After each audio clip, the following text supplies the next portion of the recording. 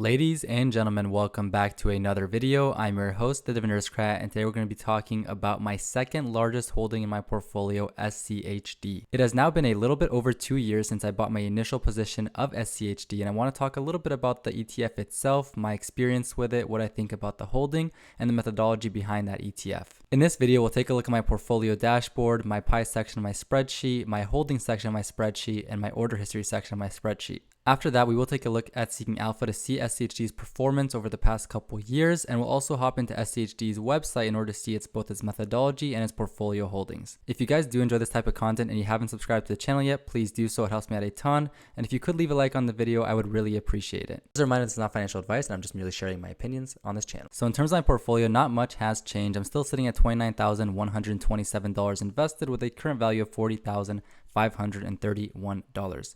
That gives me a total return of about 39%, and I've earned a total of $1,111 worth of dividend income.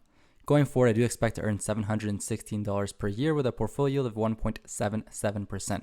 Now, if we take a look down here, we can see SCHD making up 12.3% of my portfolio, and as we'll see in more detail, it is the second largest position of my portfolio. Taking a quick look at my favorite sheet within my spreadsheet, we can see the My Pie section of this spreadsheet. Right here, it breaks down my portfolio position in terms of my actual holdings, which make up $40,531, and my cash position, which is $5,767. The outer pie actually just shows the breakdown between my speculative section, divine dividends, and key to success section, with my key to success section making up 50% of my portfolio, divine dividends making up 40% of my portfolio, and speculative making up 10% of my portfolio. Now, in terms of how much they're actually sitting at, they're off by just a little bit, but still pretty close to my target allocation. And I might actually invest some more money into my key to success section in order to help it get rebalanced. This chart right here just shows my cash position compared to my stocks. So I have 87.5% of this investment account in stocks and 12.5% in cash. Hitting the My Pie button, we can see it open up and show the different sections and what they're holding in each pie. I'm not going to go into too much detail today about divine dividends and speculative, but the main thing we're focusing on today is the key to success section. Now, the one thing I do want to hit upon real quick is the speculative section of my pies. I did get a comment pretty recently saying that it's not speculative and there's a lot of stocks in here that are very safe blue chip stocks, and I completely agree with that sentiment. The reason that I had originally called this section my speculative section is because I wanted it to capture any stocks that didn't fall within either my key to success or divine dividend section. Although a lot of these companies are very solid like Google and Amazon, I have other companies like Tesla and PayPal which have proven to be much riskier investments compared to some of my other blue chip stocks that are found within my divine dividend section. Now, ignoring the term speculative, what this pie captures is just any stocks that don't fit within my other methodologies. For example, stocks that don't pay a growing dividend, stocks that don't pay a dividend at all, or stocks who have had a hard time. For example, Target was under a lot of controversy and its future ability to grow their dividends was not as certain as before. If you guys have any suggestions for a different name for this pie, definitely let me know down below and I will consider those options and see if they make sense as a replacement for speculative. For today's focus, we will be talking about the key to success section, which is my ETFs. They're basically the foundation of my portfolio. My biggest holding is VOO, which just tracks the S&P 500, and following that we have SCHD, which is my dividend ETF that I like to invest in. My target allocation for each of them is a 70-30 split. I want to focus a little bit on that higher growth VOO holding compared to the SCHD holding, which pays a little more dividends, but actually has usually slower growth over a longer period of time. Currently, my portfolio is a little bit skewed in favor of VOO, and that's because of the recent price appreciation we have seen in the market. It is up incredibly over the past year or two, and SCHD has just not kept up as aggressively. Now, going forward, I probably will add more into my SCHD position just to help rebalance this section of my portfolio, but for now, I'll hold off since SCHD has seen a pretty decent rally lately. Hopping into my portfolio holdings section, we can see my position in SCHD right here. My average price paid was $71.08, and it's currently sitting at a price of $81.11. The reason it is highlighted in yellow is because I have conditional formatting to tell me how close I am to my average buy price or my cost basis. In total, I purchased 58 shares of this company, and I have 61.54 shares of SCHD with dividends being reinvested back into the company. Now, for all my holdings, I do like to reinvest them back into that same holding. So every time SCHD pays me a dividend, I have it set to automatically reinvest back into it, which is why I got 3.54 shares more than what I purchased with my own capital. In total, I invested $4,122, and my current value is sitting at right under $5,000 for this position, which gives me a unrealized gain of $869 or 21%. Now, in terms of dividend, I have earned $262 over my time holding this ETF, and going forward, I'm expected to be earning $174 per year. The yield currently sits at 3.49%, making one of my higher yielding positions, and my yield on cost is 3.98%. That's because the price appreciation has actually outpaced the dividend increases. Now, in order to help better show you guys how I picked up my position in SCHD, we can take a look at my order history. So beginning on June 13th, 2022, I bought my first 10 shares of SCHD at a price of $73.33. Now, for a while here, you can see that I kept picking up more shares as the stock price went down. So it approached $67 per share, and I continued buying more and more into the company, accumulating about 29 shares by this point. Now, following this, I did wait a long time to buy more shares, and what I can only assume is that there was a big bit of price appreciation here from $67 to $75 per share, so I was kind of waiting it out, but eventually I had enough capital to start buying more shares of SCHD once again, and so I continued investing back into this company with a pretty big buy here in 2023 for 10 more shares at $69 per share.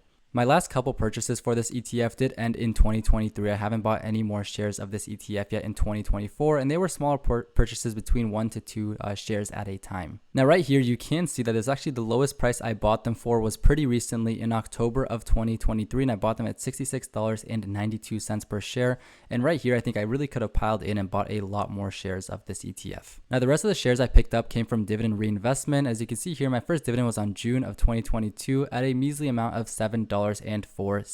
I'm not going to go to detail into every one of these purchases, but you can see here that fast forward to 2024, I got paid $50.19 worth of dividend income in the month of July. Now, as we will see on Seeking Alpha, the dividend does fluctuate from quarter to quarter for this ETF, and that's because of the different composition of its holdings and when they pay out across the year. Taking a look at its performance on Seeking Alpha, we can see it's up 6.54% year to date. In the past 1 year, it is up 8.87%. It's sitting pretty close to its 52-week high, and in the past 5 years, it's up 50.9%, or over the 10-year mark, 109.48%, which is pretty solid. Now, what this number does not include is the total return. It's only looking at the price return of the ETF, but with such a big dividend, you really do have to take total return into consideration. So with dividends reinvested, that rate would be way higher than 109%. The last thing I want to take a look at on Seeking Alpha before we move out is their dividend information. So looking at their dividend scorecard, we can see that they have 12 years of consecutive dividend growth, which some might think is not very impressive, but for an ETF, this is a very big deal. Now, some of the holdings within SCHD have cut their dividend, but of course, other companies have carried their weight and pushed forward regardless. Their 5-year CAGR is 12.88%, and I believe it's basically the highest 5-year growth rate in terms of dividend for any dividend-focused ETF. Taking a look at their dividend history, what we can see here is that the dividend does increase over time, which is what we want to see, but it is not consistent. Because of the frequency at which different companies pay their dividend, the SCHD dividend is changing per quarter. To me, that's not important since I'm not looking to live off of any sort of consistent dividend income right now, but for somebody who needs a set amount per month, this might be a bigger deal for them. The most important part, in my opinion, is that dividend is growing over time and that it's sustainable going into the future. We can see that second quarter of 2024 was by far the biggest payment SCHD has ever paid out, and that is fantastic. We'll have to see what the third quarter will be. I am assuming it's going to be slightly lower, but December might be even higher than this quarter. Going into Charles Schwab website and looking up SCHD, we can find some more information about the ETF right here. The total expense ratio is 0.06%, which is very good. It is higher than most of the Vanguard ETFs, where they sit at 0.03%, but in terms of dividend ETFs, it's pretty fairly competitive. Now, looking at their objective, we can see that the fund's goal is to track as closely as possible the total return of the Dow Jones US Dividend 100 Index, and I want to show you guys how you can find out more information about their methodology. So if you search up the Dow Jones US Dividend 100 Index, you'll get this website from S&P Global, and they're the ones who own the Dow Jones indices. Now, there is a lot of information on this page, but if you scroll down, you can also find more information like their methodology, and that's what we'll take a look at right now. Now, I'm not going to go into too much detail about the methodology right now, but if you guys do want to know more, I will try to link it in the description down below. And if I forget to do that, just follow the instructions I showed you just a second ago. What I want to point out here is what kind of factors they take into account. For example, they don't include any REITs when they're looking for companies that they can add to SCHD. And they also look for a minimum of 10 consecutive years of dividend payments, which I think is a really good thing to look for. Now, more importantly, they do calculate their free cash flow to total debt, their return on equity, and their 5-year dividend growth rate, which they define down here. Now, based on these metrics, they do rank the companies based on best score all the way down to lowest score. And what they do is they take the 100 top ranked stocks and add them into the index. Now, once the company is added into the index, they stay within this index unless they fall below the top 200 ranks. Now, basically what this does mean to me is that it is easier to get into the index than to get kicked out of the index, which I think is a good thing. If you had to kick out every single company that dropped below the top 100, you would be rebalancing constantly. So this gives a little bit more of a margin of error for these different holdings. Now, one thing to note here that is interesting is that if two companies have the same composite score, the one with the higher dividend yield will be added into the index. So they do prioritize dividend yield just a little bit clearly. Now, the stocks in the index are weighted quarterly, and what they do to keep it balanced is that they don't allow a single stock to represent more than 4% of this index. Now, of course, throughout the year, some of SCHD's holdings will go above 4% in weighting and some will fall below 4%, just depending on how their performance is throughout that year in terms of price appreciation. Because of this, SCHD does do rebalancing for their portfolio, and during that rebalancing, they'll match it back up as closely as possible once again to the Dow Jones US Dividend 100 Index. If we take a look right here, we can see SCHD's top 10 holdings, and if we click this button right here, we'll be able to see all the holdings within this ETF. So at number 1 comes Home Depot at 4.21% of this portfolio, and then we have Amgen following that with UPS in 3rd place. Now, I'm not going to point out every single company, but some of the interesting ones include Texas Instruments. It's already a pretty big position in my portfolio, sitting at almost 7% of my total weighting, and it's also a pretty large position within SCHD. We also have Lockheed Martin and Coca-Cola Corporation, which are pretty solid companies, but I'm not so happy to see Verizon here. I think the company is just not doing so well, and I would rather have it elsewhere. And the same can be said for Pfizer. Now, after we get past the 20th spot of this portfolio, we can see the weighting drops below 2%, and then going forward, we can see that it quickly drops below 1% after that. Overall, there's a lot of solid companies within this portfolio, and they're pretty balanced among different sectors, with financials being the largest position right now and healthcare following that. We can see that compared to a broader market index like the S&P 500, we have a much lower focus on technology and communication services. That is why I personally think that this ETF is a great complement to a higher growth ETF such as VOO or SCHG. Although these holdings will be overlapping with the S&P 500, their weighting will be very different than what you'd see in there. As always, that does bring us to the end of today's video. I really hope you guys enjoyed watching this deeper dive into my holding in SCHD and what I think about the ETF itself. I do really like SCHD, and I really think it deserves a spot on many dividend investors' portfolios for its consistent dividend growth and also pretty strong total return. Personally, if I see any significant dips in stock price, I'll probably be adding more into this position, and if not, I'll probably still be adding more into this position later this year in order to help rebalance my holdings. If you did enjoy this video, subscribe to the channel. I post weekly investing content. Next week, we'll be taking a look at my dividend income for the month of July. Leave a like if you haven't already, and comment down below whether or not you hold SCHD or if you're planning to buy it in the future. If you haven't yet watched my latest video where I talk about my 3 best performing stocks in my portfolio, check it out right here. And if you want to see how much dividend income I got paid in June, check out this video right here. Other than that, I want to thank you guys for watching, and I will see you next week.